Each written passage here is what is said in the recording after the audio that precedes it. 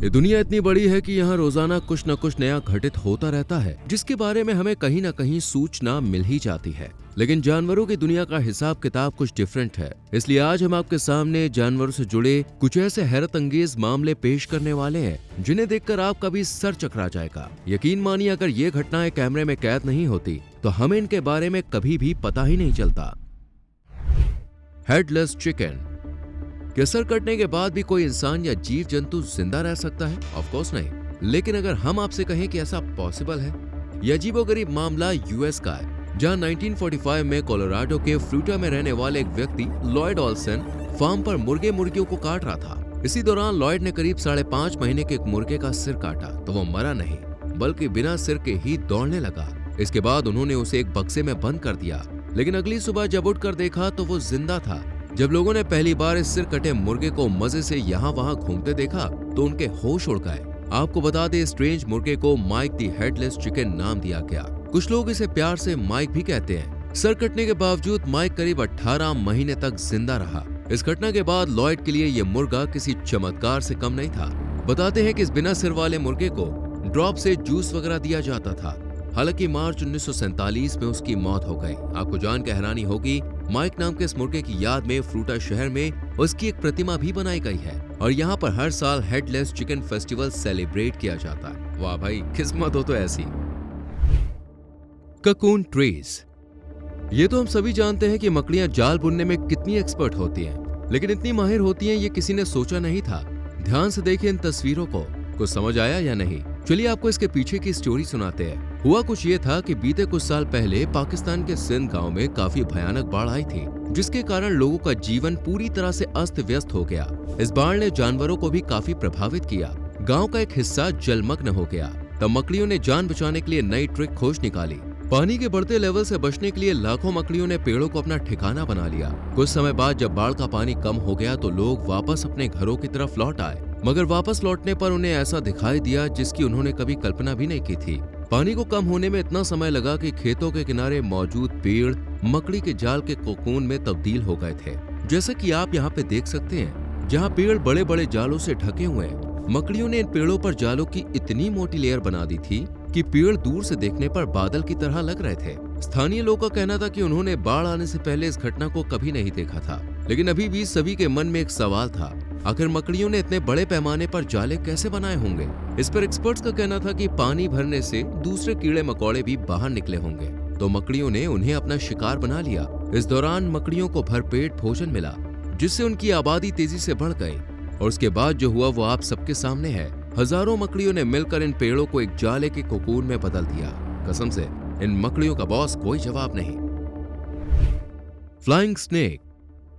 सोचिए, अगर कोई पेड़ के नीचे खड़ा हो और अचानक से एक सांप उड़ते हुए उसके पास या शरीर पर आ गिरे तो क्या हालत होगी? यकीनन लोगों की चीखें निकल जाएंगी। हो सकता है इस प्रजाति के सांप से आपका वास्ता ना पड़ा हो, लेकिन ये सांप धरती पर एग्जिस्ट करते हैं। दुनिया भर में सांप की 2,500 से 3,000 प्रजातियां पाई जाती हैं, जिनमें से एक प्रजाति उड़ने वाले सांपों की भी है, जिसका नाम है पैराडाइज ट्री स्नेक। ये उड़ने वाले सांपों में सबसे छोटी प्रजाति है और इनकी लंबाई करीब 3 से 4 फीट तक होती है।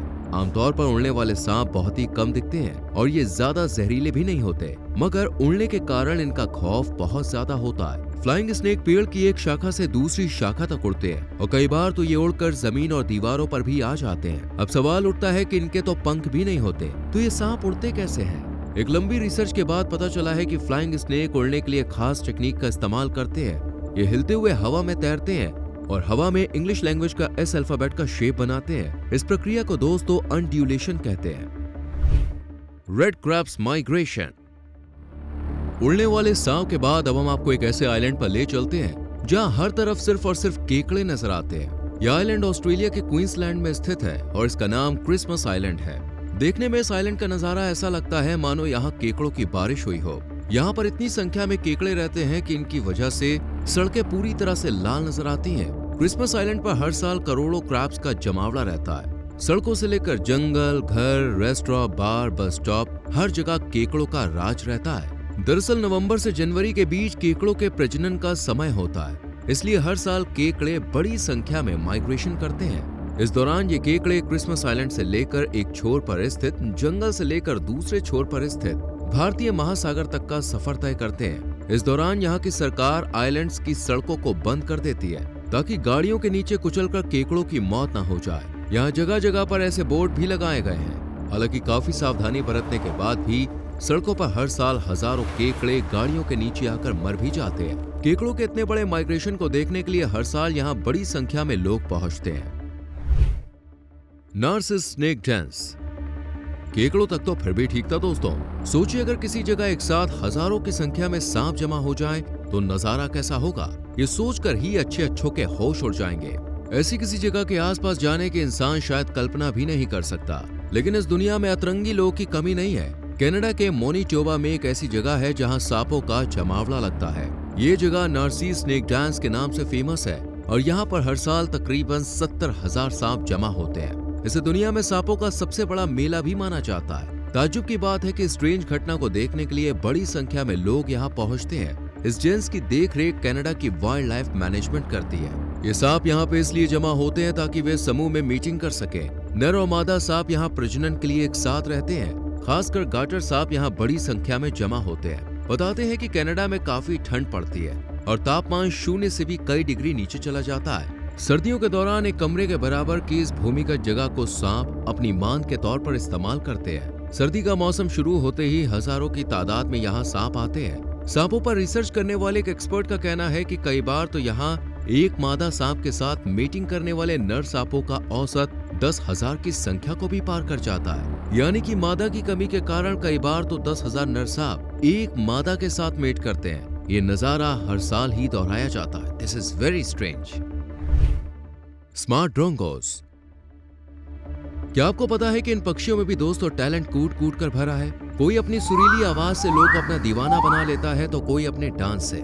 लेकिन कुछ पक्षी ऐसे भी होते हैं जो मिमिक्री करने में एक्सपर्ट होते हैं। मिसाल के तौर पर आप ड्रोंगो नामक इस बर्ड को ही देख लीजिए। ड्रोंगोस दूसरे पक्षियों से लेकर जानवरों तक की नकल करने में माहिर होते हैं। अपने इस हिडन टैलेंट की बदौलत ये पक्षी फायदा भी खूब उठाते हैं। पहले तो ये ईगल के आने की खबर देकर मैरिकेड्स को अलर्ट कर देते हैं और इस तरह ये मैरिकेड्स का भरोसा जीत लेते हैं। फिर मौका देखते ही ये अपना असली रंग दिखाते हैं। ये बड़ी चतुराई से मैरिकेड की अलार्म कॉल की नकल करके उन्हीं को बेवकूफ भी बना देते हैं। जैसे ही मैरिकेड्स यहाँ वहाँ छुपने लगते हैं तो ये उनका भोजन चुरा कर खा लेते हैं। आपको बता दें कि ड्रोंगोस अपने छोटे आकार के बावजूद काफी आक्रामक और निडर होते हैं। Monkey invasion. कुछ साल पहले थाईलैंड की ये वीडियो काफी वायरल हुई जिसमें भारी तादाद में बंदर सड़कों पर नजर आए। हजारों की तादाद में बंदरों के गुट आपस में लड़ते हुए दिखे। आपको जान के हैरानी होगी, इस घटना की मुख्य वजह कोरोना से जुड़ी हुई है। जी हाँ, दरअसल कोरोना महामारी के कारण यहाँ टूरिस्ट का आना जाना बंद हो गया था, जिसकी वजह से यहाँ रहने वाले बंदरों को भोजन नहीं मिल पा रहा था। क्योंकि जब यहाँ टूरिस्ट का आना जाना लग रहा था तो इन बंदरों को खाने को कोई कमी नहीं होती थी। कोई भी इन्हें खाने की चीजें दे दिया करता था। लेकिन जब यहाँ टूरिस्ट आने बंद हो गए तो भूख से इन बंदरों की हालत खराब हो गई। सोशल मीडिया पर वायरल वीडियो के तहत जैसे ही बंदर के हाथ एक केला लगा तो उसे हथियाने के लिए बंदरों का हुजूम उमड़ पड़ा। बंदरों के 2 गुट केले के लिए आपस में बुरी तरह से लड़ पड़े और सड़कों पर दौड़ लगाने लगे। आपको याद होगा कि कोरोना वायरस ने दुनिया में खूब कोहराम मचाया था। इसी दौरान बड़ी संख्या में लोगों की मौत हो गई थी। इस वायरस ने पूरी दुनिया की अर्थव्यवस्था को चौपट करके रख दिया था। थाईलैंड में लोग की आय का सबसे बड़ा सोर्स टूरिज्म ही है, लेकिन उसके बंद होने की वजह से आम लोग ही नहीं बल्कि जानवरों पर भी मुसीबतों का पहाड़ टूट पड़ा था। Black birds rain. Monsoon season में दोस्तों बारिश होना आम बात है, लेकिन अगर हम आपसे कहें कि धरती पर एक ऐसी अनोखी जगह है जहां बर्ड्स रेन होती है तो आपका रिएक्शन क्या होगा? जी हाँ, ये सच है। दरअसल अमेरिका के आर्कांसास में आसमान से अचानक बड़ी संख्या में पक्षी गिरने लगे। जब स्थानीय निवासियों ने सड़कों पर हजारों डेड ब्लैकबर्ड बिखरे हुए देखे तो उनके होश उड़ गए। इन डेड बर्ड्स की संख्या करीब 5,000 से ज्यादा थी, जो कि काफी चिंताजनक थी। किसी को कुछ समझ आता उससे पहले ही लुइसियाना से ऐसा दिल दहला देने वाला मामला सामने आया, जहां लगभग 500 पक्षी बारिश की तरह आसमान से बरस पड़े थे। इन पक्षियों में स्टारलिंग्स, काउबर्ड्स एंड रेड विंग्स ब्लैकबर्ड्स शामिल थे। इन पक्षियों की डेड बॉडीज शहर के पास हाईवे के एक छोटे से हिस्से पर बिखरी हुई थी, जो जाहिर तौर पर आसमान से गिरकर मर गए थे। उस वक्त का नजारा काफी डरावना था। इस खबर ने पूरे अमेरिका में स्थानीय निवासियों समेत वन्य जीव प्रेमियों को हिला कर रख दिया था। मर्मरेशंस ऑफ स्टारलिंग्स।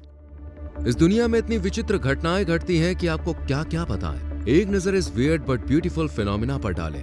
इस घटना को मिर्मरेशन कहा जाता है और इसका नाम उस शोर के नाम पर रखा गया है जो उड़ान के वक्त स्टारलिंक के ग्रुप से फड़फड़ाते पंखों की आवाज से होता है। इस फिनोमिना की खासियत है कि उड़ते वक्त ये पक्षी आसमान में अलग अलग तरह की आकृतियां बनाते हैं जो देखने में काफी खूबसूरत लगती है। इस दौरान ये पक्षी अपनी भाषा में एक दूसरे से कम्युनिकेशन भी करते हैं। अगर आप स्टारलिंक के बारे में नहीं जानते तो जान लीजिए कि ये पैसराइन बर्ड्स हैं जो यूरेशिया और नॉर्थ अफ्रीका के मूल निवासी हैं। बताते हैं कि उड़ते टाइम यह पक्षी काफी हद तक तारे की तरह दिखता है, इसलिए इसका नाम स्टारलिंक रखा गया है, जिसका मतलब है लिटिल स्टार। खैर, वैज्ञानिकों का मानना है कि मिर्मरेशन इन पक्षियों को पेरिग्रिन फैल्कन्स जैसे शिकारियों से सुरक्षा प्रदान करता है। ऐसे में शिकारियों के लिए हजारों के झुंड में एक पक्षी को निशाना बनाना मुश्किल लगता है। वाकई में क्या बात है यार इन पक्षियों की। उम्मीद करते हैं दोस्तों वीडियो आपको अच्छी लगी होगी। वीडियो को लाइक और शेयर जरूर करें और चैनल को सब्सक्राइब करके बेल आइकॉन प्रेस करें, जिससे आपसे आने वाली वीडियोस मिस ना हो। मिलते हैं आपसे अगली वीडियो में। Till then bye bye, take care.